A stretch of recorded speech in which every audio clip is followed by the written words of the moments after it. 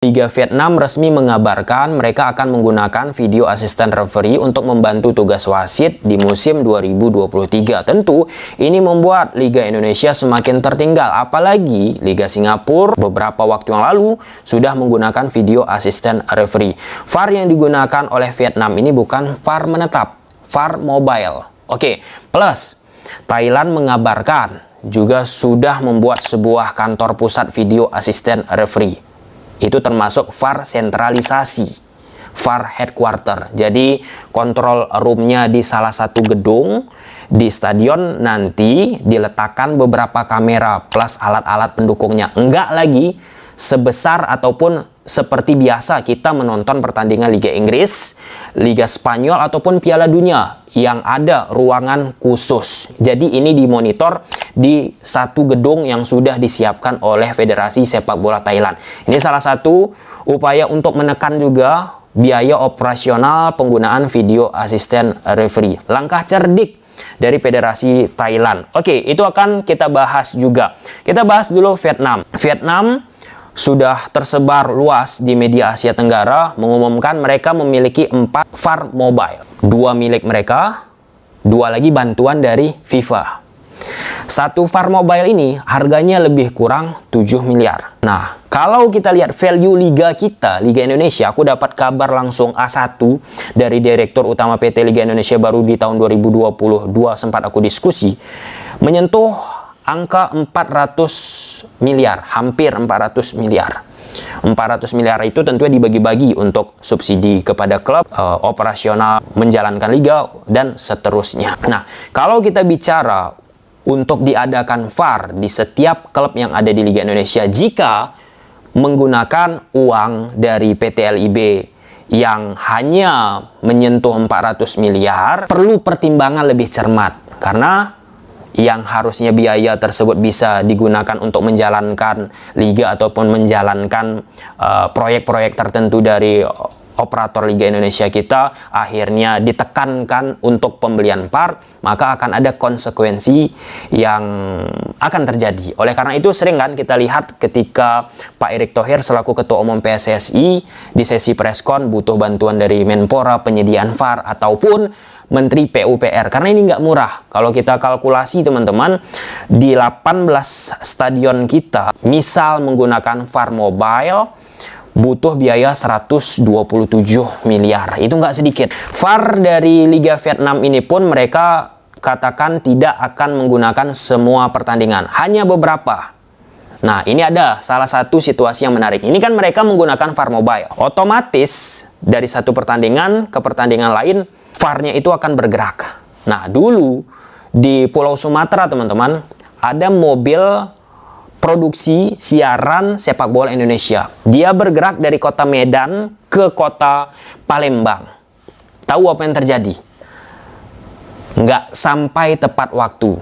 Misalnya hari Selasa pertandingan di kota Medan. Selesai di kota Medan langsung gerak ke Palembang hari Rabunya karena ada siaran langsung. Imbasnya pertandingan tersebut terdelay untuk ditampilkan oleh salah satu televisi. Itu nggak sehat, nggak bagus.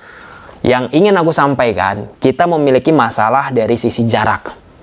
Ini yang disampaikan oleh Direktur Utama PT LIB kepada aku di tahun 2022. Jarak.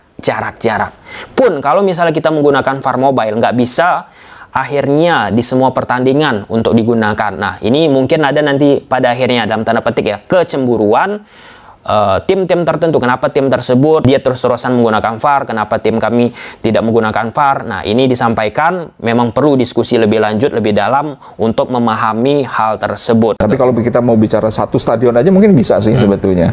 Tapi kan pasti semua akan berpikir kita harus ke bagian VAR dong. Akhirnya lama-lama juga nggak bisa ini. Nah, jadi setidaknya teman-teman harus tahu dulu ya, VAR mobile apa kendala-kendalanya, berapa biayanya. Nah, lalu Thailand membuat kantor pusat VAR. Ini langkah cerdas dan ini bisa menjadi opsi juga untuk sepak bola Indonesia kita kalau misalnya terlalu besar mengadakan VAR yang menetap di stadion-stadion A, B, C, D, E. Organisasi di satu headquarter gitu untuk tinggal kameranya ditempatkan stadion. Nah, mereka membuat sebuah kantor pusat dengan 8 ruang kontrol room di sebuah gedung. ini menjadi pertanyaan lagi. Federasi kita belum punya gedung kantor yang menetap. Beda cerita sama Federasi Sepak Bola Thailand.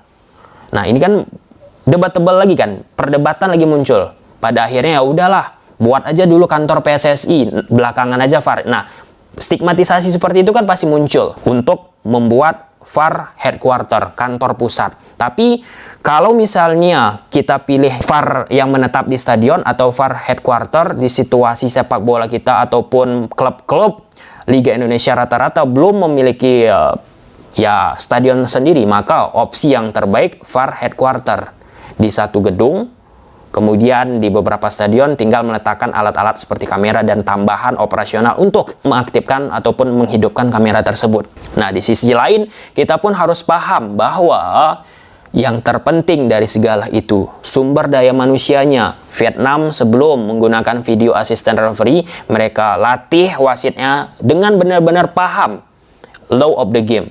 Thailand juga mereka latih wasit-wasitnya disupport oleh FIFA, paham law of the game. Kita di Indonesia, sorry to say ya, ada wasit kita yang bagus, tapi kita untuk menjustifikasi offside atau tidak pun yang harusnya itu mudah banget bagi asisten wasit ataupun wasit, nggak bisa mereka jalankan secara optimal. Kasarnya ya, pertandingan Persija menghadapi Arema itu harusnya offside, tapi depan mata nggak bisa dianggap wasit tersebut offside. Itu udah keterlaluan. Apakah gol Kremenchik itu sah atau tidak? Secara aturan, Kremenchik itu posisinya dalam keadaan offside. Dia lebih dahulu dari pemain Persija yang memberikan passing, Osvaldo Hai, dan lebih dulu dari pemain-pemain Arema FC. Yang cukup menariknya, posisi dari asisten wasit yang mengambil keputusan dalam situasi ini. Posisi wasitnya sejajar dengan Sergio Silva. Dan otomatis ketika wasit tersebut sejajar dengan Sergio Silva, pemain terakhir dari Arema FC, agak sulit untuk menerimanya. Asisten wasit tersebut tidak mengetahui posisi dari Kremenchik offside. Aku sempat melakukan komunikasi dengan Ketua Komite Wasit PSSI secara langsung, yaitu Pak Ahmad Riyad. Kok bisa berulang-ulang kontroversi terjadi? Tapi ini terlalu sering, Pak. Kita bandingkan Indonesia dengan Liga Inggris. Berapa tahun Inggris mulai main bola, berapa tahun Indonesia mulai main bola. Ya, tapi memang. Nah, dari situasi tersebut kita bisa belajar. Perbaiki dulu sumber daya manusianya. Setelah kontroversi gol Kremenchik ke gawang Arema FC menjadi buah bibir, kembali lagi terjadi di Liga 1 Indonesia. Asisten wasit salah mengambil keputusan saat Brep Patari ingin memberikan bola ke Risto Mitrevski yang datang dari belakang. Namun, apa daya, asisten wasit tersebut menganggap posisi dari Risto Mitrevski dalam keadaan offside. Ada VAR tapi sumber daya manusianya nggak bagus, ya nanti malah ketika menggunakan VAR pun nggak bisa mereka putuskan apa yang harus mereka lakukan.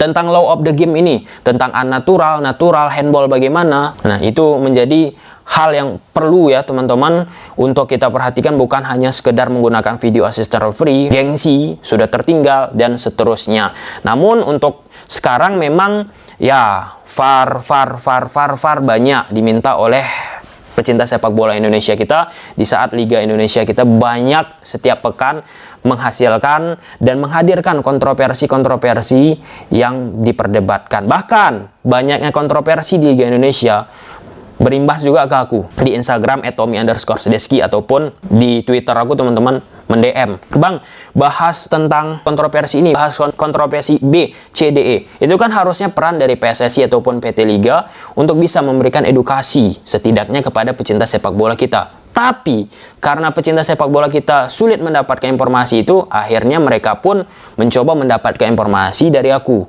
yang kebetulan memiliki beberapa orang yang bisa bertukar pikiran dalam membahas tentang kejadian kontroversi yang ada di Liga Indonesia. Nah, di sisi lain teman-teman, tentang infrastruktur pun menjadi salah satu hal yang penting untuk kita perhatikan. Banyak stadion-stadion kita kameranya dari sisi angle sulit simetris, ya tentu karena tidak didukung oleh kelengkapan stadion yang memadai. Nah, jika itu belum terperbaiki, ya jauh kalau kita berpikir menggunakan video assistant referee. Pun demikian, dengan adanya video ini teman-teman bisa memahami lebih jauh apa itu video assistant referee, apa-apa saja jenisnya, berapa harganya, dan bisa teman-teman hitung kalkulasinya. Ya, mungkin sampai sini aja dulu teman-teman videonya. Kemarin sudah sempat kita bahas juga tentang VAR Liga Singapura. Bisa teman-teman cek videonya, bahwa ya tetap aku katakan seperti yang disampaikan oleh Pak Erick Thohir, butuh waktu. Tetapi ketika kita bicara butuh waktu, kita pun harus berpikir juga opsi-opsi A, B, C, D, E, apa yang harus kita gunakan jika kita suatu saat nanti menggunakan video assistant referee. Oke, mungkin sampai sini aja dulu teman-teman videonya. Bye.